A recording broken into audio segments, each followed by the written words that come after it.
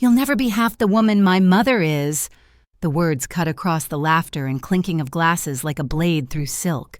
In that instant, the warmth of candles and crystal chandeliers in my Charleston home froze into silence. I held the dessert spoon suspended mid-air, the pudding trembling like my heart. All eyes turned toward me. Even my son Gregory, the boy I once rocked to sleep in these very rooms, bowed his head and said nothing. My daughter-in-law, Melissa's smile was sharp rehearsed, dripping with triumph.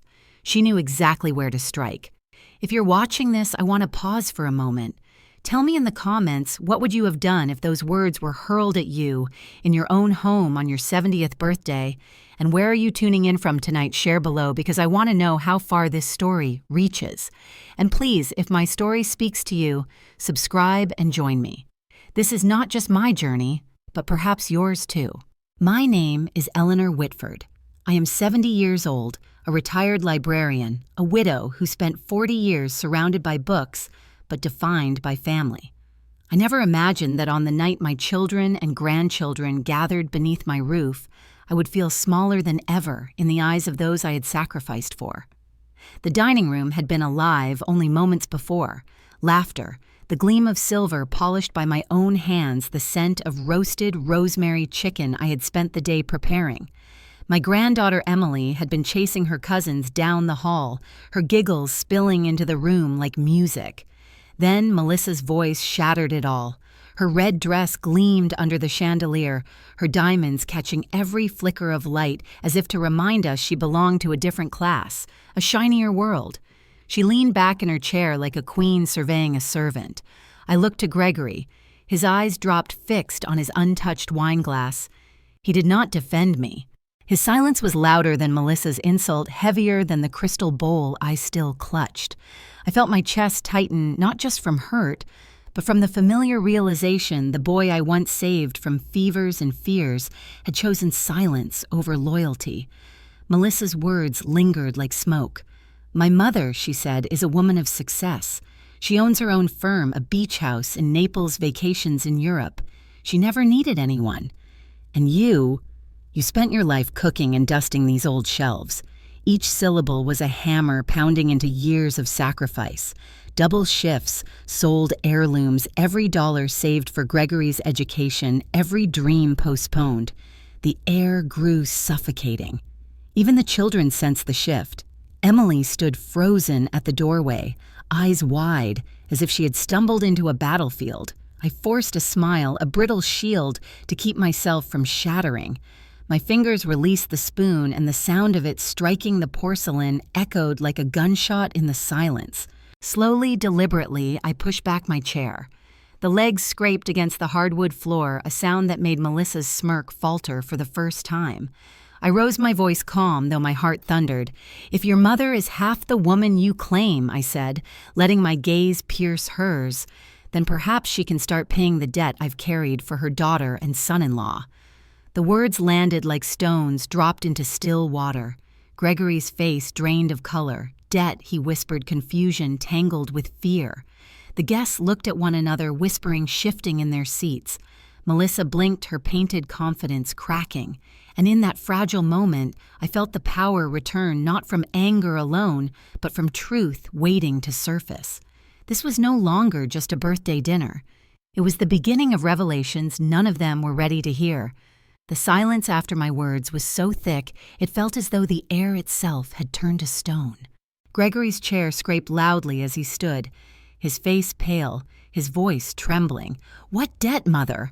What are you talking about?" I looked at him. My son, who once clung to my skirts, who once whispered that I was his hero. Now a man of 35, married, dressed in tailored suits that I had unknowingly financed. My lips curved into a faint smile, not of joy, but of the strange calm that comes when truth can no longer be hidden. "The debt," I said evenly, letting my voice carry to every corner of the dining room, "is the rent for your apartment on King Street. $1,200 each month withdrawn from my account for the past 11 months. Gasps rippled through the room. Clara, my distant cousin seated near the piano, clutched her wineglass with trembling fingers. Melissa blinked, her painted smile collapsing into disbelief. You You've been paying our rent." Gregory's voice broke raw with confusion. "No, no, that can't be right. You helped us once, just once when I lost that consulting job. You said it was temporary. You told me." His words faltered, his eyes darting wildly, searching for a version of reality that could excuse him. I raised my hand gently, silencing him the way I used to hush his childhood tantrums. "I told you many things, Gregory, but I told myself even more lies, that it was my duty as your mother, that helping you once more would save you, that Melissa would never know and it would spare your pride." Melissa's face turned ashen. She pulled her manicured hands from the tablecloth as though it had burned her. "You never told me," she hissed at Gregory. "You made me believe you were providing for us. All those dinners, the clothes, the weekends away, you let me think." Her voice cracked into a shriek. "You lied to me." The room grew restless. Clara, ever hungry for drama, slyly slid her phone from her clutch and angled it, discreetly recording. The tiny red light glowed like an accusation. She would spread this through the family before the cake was cut, and I knew it, but I no longer cared. I drew a long breath, each word heavy with years of restraint. "I sold your father's watch, Gregory, the gold one he wore every day of our marriage. I sold it to cover the first month. After that, I stopped buying my arthritis. Medicine stopped replacing the shoes with holes in their soles so that you and your wife could sleep under a roof you did not pay for."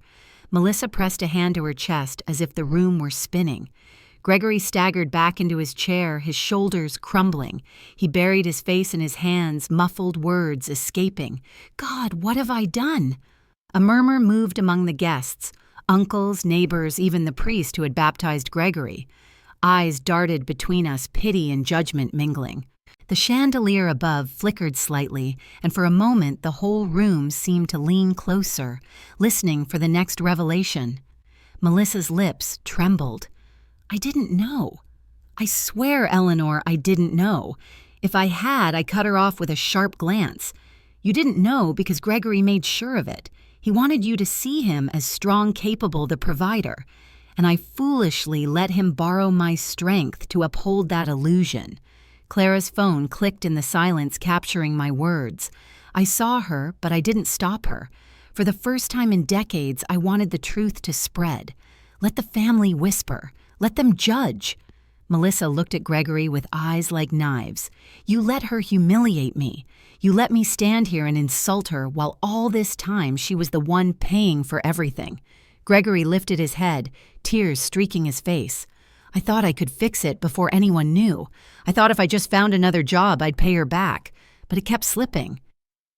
And I couldn't stop." I leaned forward, my voice low, each syllable etched with steel.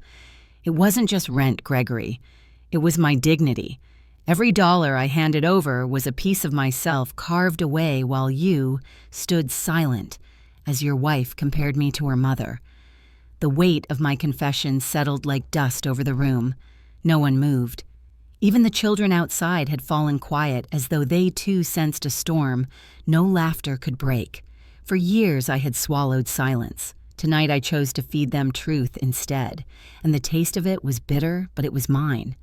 The air was heavy after my revelation, yet I knew the storm had only begun to break. Gregory's shoulders shook as he lifted his head, his face blotched with shame. His voice came out in fragments, a man unraveling in front of everyone. "Mother, I haven't had a job for 3 months." The words trembled into the silence, scattering what little dignity he had left. I kept telling Melissa I was still consulting, still bringing in money. But every morning I left the apartment with a briefcase, only to sit in the park until evening. I didn't know how to face her or you. Melissa's gasp was sharp, as though the confession had pierced her chest. She rose, halfway from her chair, eyes blazing. 3 months. 3 months. You've let me believe we were secure. You watched me buy clothes, book spa appointments, plan vacations, all while you sat in a park pretending to work. Her voice cracked into hysteria. "Do you know how many people I bragged to about your career? Do you know how many dinners I hosted showing off as if we were living the dream?" Gregory's hands covered his face, but Melissa's fury would not stop. You humiliated me. You made me look like a fool, and you—" She turned toward me, eyes glittering with accusation. "You let him hide behind your money. You covered for him, and I was the last to know." I held her gaze, unflinching. "I did it because your husband came to me with tears in his eyes. He stood in my kitchen like a frightened boy, not the man you parade around as your prize. He begged me, Melissa. He begged his mother to rescue him again." My hand trembled as I reached for the memory. "I sold your father's watch to pay that first month, the gold timepiece he wore every day of our life together, the one he promised Gregory would inherit. I handed it to a stranger across a counter so your rent could be met." My voice faltered, not from regret of the sale, but from the searing reminder that love, when misused, corrodes everything it touches. A faint sound drew my eyes to the doorway. Emily. My 15-year-old granddaughter stood clutching the frame, tears rolling silently down her cheeks. She had slipped in, unnoticed, drawn perhaps by the rising voices. In that moment, her presence cut deeper than Melissa's insults or Gregory's lies. Her eyes met mine wide with a child's dawning understanding. She remembered the times I told her I couldn't buy the new shoes she wanted, the jacket she had begged for last winter. She had accepted my excuses gently, believing in thrift, believing her grandmother's wisdom about needs versus wants. And now she knew the truth that I had denied her not out of poverty, but because I was keeping another roof standing over her uncle's head. The sight of her crying undid me in ways Melissa's cruelty never could. My heart clenched. All those sacrifices I thought were noble suddenly felt like theft, stealing from one child's future to sustain another's pride. The room seemed to tilt. Clara's phone still hovered, recording every syllable, but for once, even her appetite for gossip appeared subdued. The guests shifted uncomfortably as though each of them was guilty of demanding too much from someone who had already given everything. Gregory lifted his head, at last, eyes bloodshot. "I didn't want you to know, Melissa. I thought if I found another job quickly, none of this would matter. I thought I could fix it before anyone found out." His words were fragile excuses dressed as explanations. Melissa's laugh was bitter. "Fix it. You've destroyed it. Do you understand what you've done to me? To us?" I placed both hands on the table, my knuckles pale, my voice steady but filled with sorrow. "He has not only destroyed your illusions, Melissa, he has destroyed the very respect I once held for him, and that, unlike money, is something he cannot buy back." Emily's quiet sobs were the only sound that followed. I wanted to reach for her to assure her she was different, that she mattered more than these adult betrayals. But my feet felt rooted heavy with years of choices that had led to this moment. The truth was finally out, laid bare like a wound. Yet even as it bled, I felt a strange relief. There would be no more secrets tonight. The lies had run their course. And deep down, I knew this was only the first unraveling. The worst was still to come. Emily's soft sobs still echoed in my ears when I finally drew myself upright. My body trembled, but not from weakness. It was something else, something I had buried for decades under layers of sacrifice and silence. I looked at Gregory, slumped and broken in his chair, and then at Melissa, her fury simmering like a fire barely contained. My voice, when it came, was calm, deliberate, every syllable carved out of the years I had allowed myself to be diminished. "No more," I said. The words felt like steel on my tongue. "I will not be your safety net, your endless well, your bottomless purse. I am not your convenience. I am not your cover. I am your mother, and that is all I will be from now on." Melissa's eyes widened, then narrowed into slits. "You think you're strong now," she spat. "Without us, you'll rot away in this crumbling house. Alone. Surrounded by dust and memories no one cares about. We are all you have left, Eleanor. Don't you see that—" Her words were meant to pierce me, to strike at the fear that had haunted me in the quiet hours of the night, the vision of an old woman forgotten dying in a chair while the world moved on. For an instant, that fear brushed against my heart, but instead of tightening its grip, I felt something break free. I met her stare, steady and unwavering, better alone in my own dignity than surrounded by people who treat me like a servant. If this house is dust, then it is dust I built with my own hands' dust that holds the echoes of a life I lived honestly.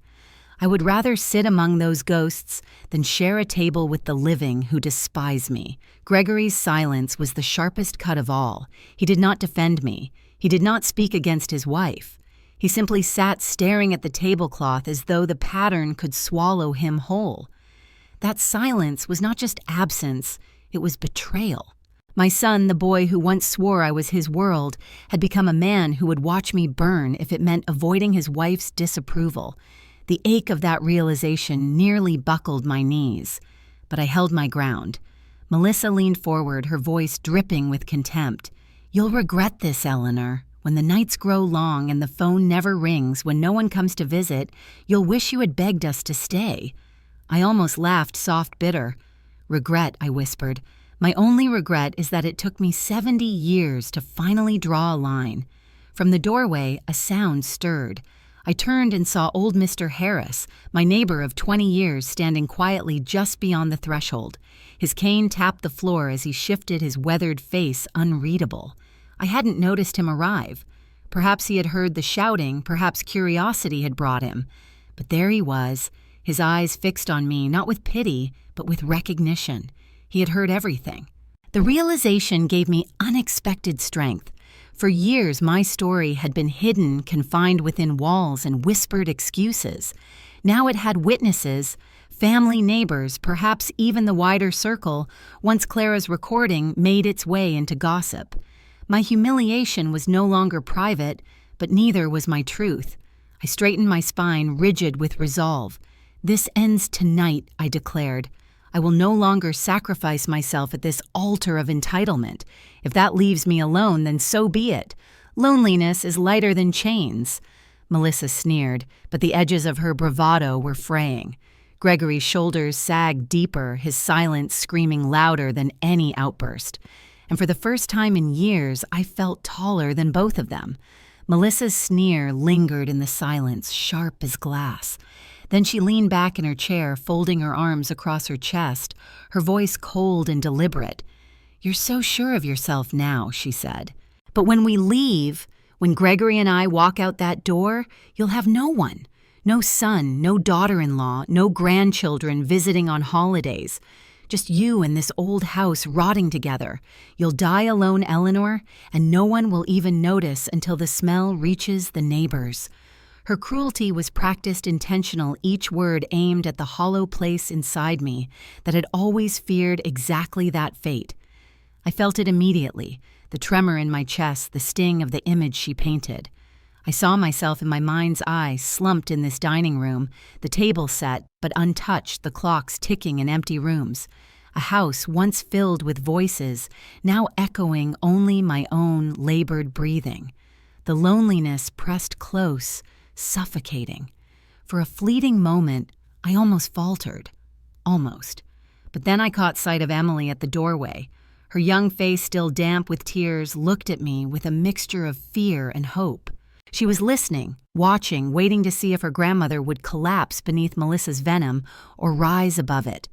Something inside me shifted. I drew in a slow breath, and when I spoke, my voice was calm, steadier than I felt. "Melissa," I said, "I would rather live alone in peace than live surrounded by contempt. Loneliness may hurt, but humiliation corrodes the soul." Her smirk flickered, the confidence in her eyes faltering as if she hadn't expected me to face my greatest fear so directly. Gregory finally lifted his gaze. His lips parted as though he wanted to say something, but his voice failed him. He sat mute, a man paralyzed between the wife who demanded his loyalty and the mother who had given him everything. I looked at both of them, and for the first time in years I felt free enough to tell the truth. "You think I have nothing?" I continued, my words deliberate, measured. "But you're wrong. Life has a way of surprising us even when we believe our story is over." I paused, letting the room lean into my silence. Then I spoke the name that had been sitting on my tongue all evening, the name that changed everything. Jonathan Hale. The reaction was immediate. Clara's phone wobbled in her hand. A murmur spread among the guests like a sudden gust of wind. Gregory blinked, confusion furrowing his brow. Melissa frowned, trying to place the name. My college sweetheart, I explained softly, my eyes distant, seeing not the chandeliers but the memory of sunlit campuses and a boy with dark hair who once promised me the world. We lost touch after he left for the West Coast. He built a life, I built mine. But a month ago, after all these years, he found me. Melissa scoffed, though her voice lacked the sharpness it once carried. What does some old flame from 50 years ago have to do with anything?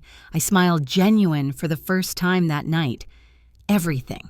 Because Jonathan reminded me that I am more than a mother, more than a widow, more than the woman you choose to belittle. He reminded me that I once had dreams that I still can. And he reminded me that love, respect, and companionship don't end at 70 unless we let them. The room stilled, every guest watching, even the children who had crept back inside, sensing the shift.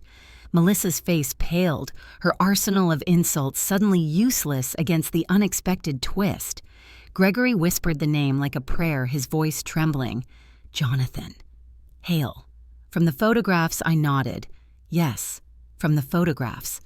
And in that moment, the power in the room shifted. For the first time all night, I was no longer on the defensive. I was not merely a mother, accused a widow, scorned a woman trapped in her fears. I was Eleanor Whitford, 70 years old, standing in the wreckage of old wounds, but holding in my heart the promise of something new. The murmur that rippled through the room after I spoke Jonathan's name was unlike anything I had ever felt before. It was as though the past itself had walked into my dining room, uninvited yet undeniable. Faces turned toward me, some curious, others skeptical, waiting for me to explain. I steadied my breath and let the truth unfold. Jonathan Hale, I said, again softer this time. He is 72 now. Once a young man with sketches and dreams in his pockets, now a retired architect living in San Diego. His wife passed away 5 years ago.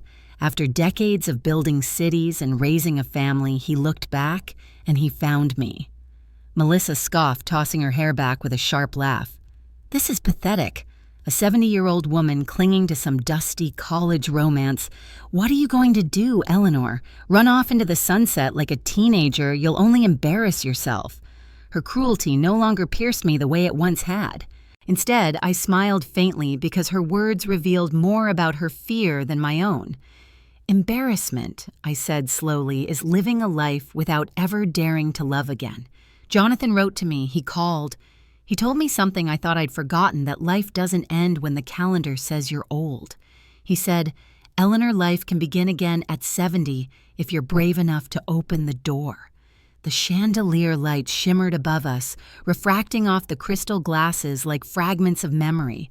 For a moment, I was no longer in this tense dining room, but standing on the campus lawn, where Jonathan once showed me his first building sketches, his hands trembling with excitement, his eyes alight with possibility. That boy had grown into a man who still believed in beginnings, and against all odds, he had remembered me. Melissa shook her head, her voice dripping with disdain. A fantasy? That's all it is. He's just another old man looking for company. And you're too desperate for affection to see it.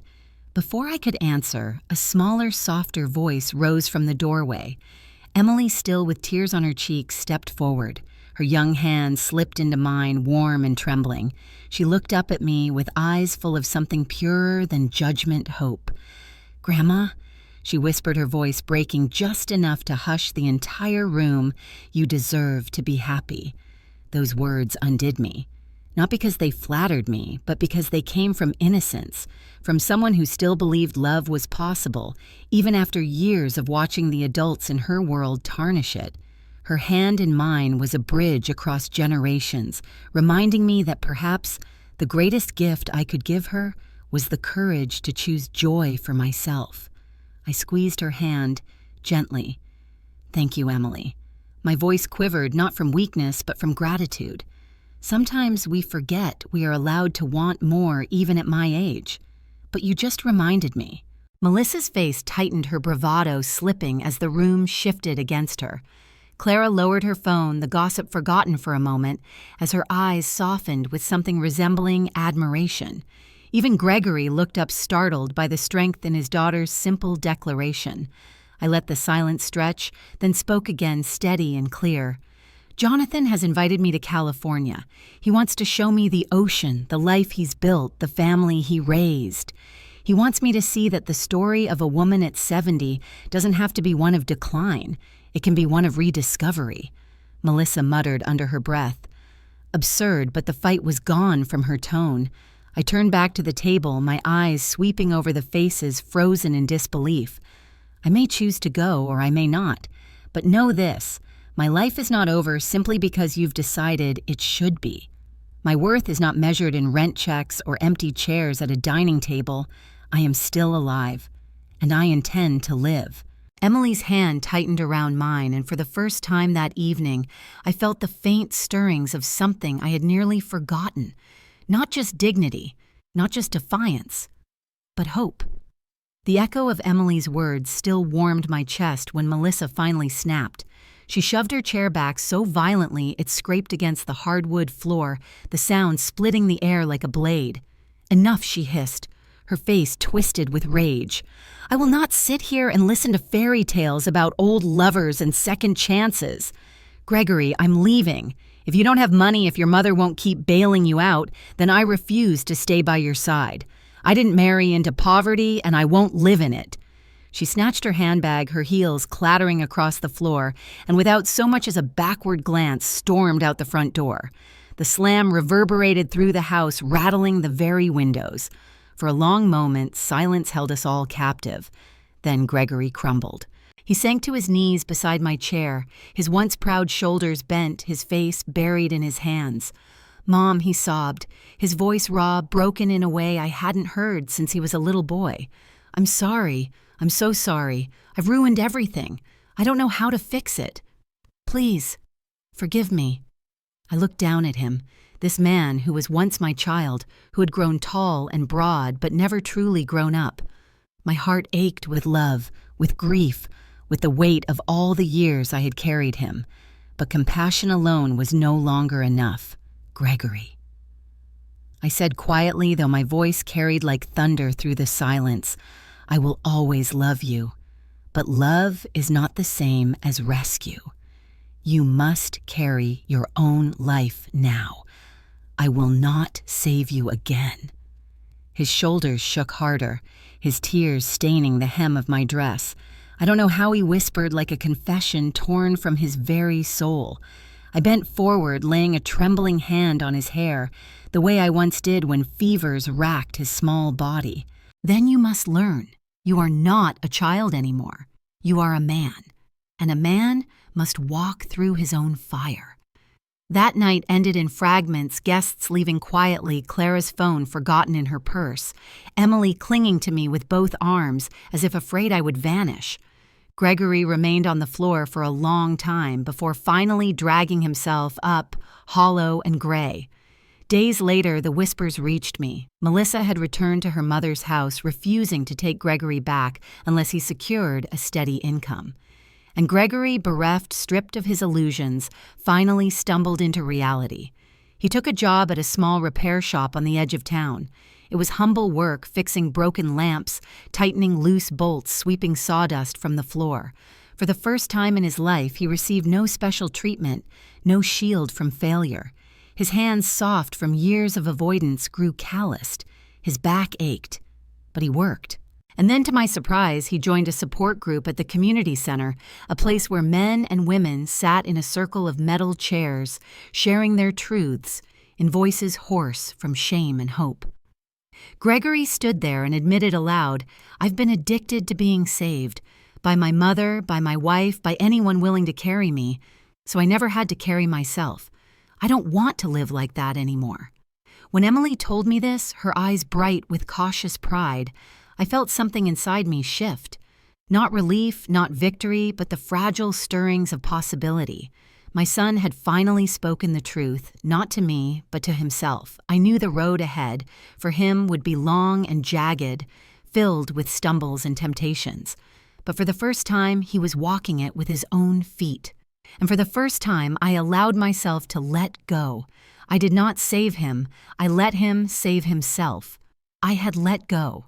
For the first time in decades, I had unclenched my hands from the life I had tried to control, from the son I had tried to save.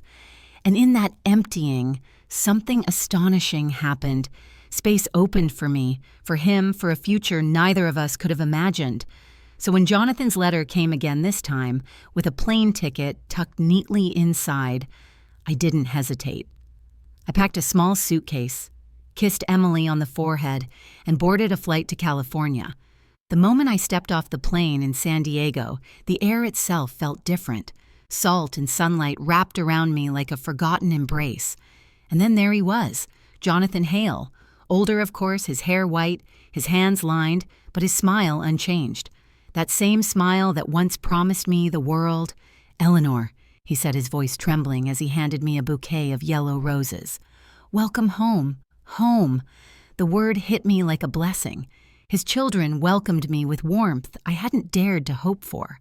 Over dinners filled with laughter and clinking glasses, they treated me not as an intruder, but as someone who belonged. I found myself telling stories again about Charleston summers, about sewing late into the night, about Gregory's childhood, and they listened, really listened as though my life held value beyond sacrifice. Days unfolded like gifts. Jonathan took me to the ocean where I stood barefoot in the surf, the Pacific stretching out like a promise. He signed me up for a community painting class, and for the first time since I was a girl, I picked up a brush.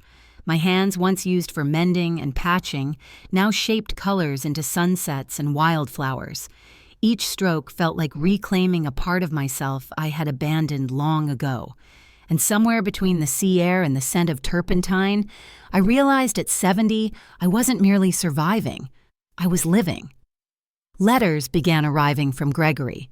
The first was hesitant, shaky in its honesty, the second stronger.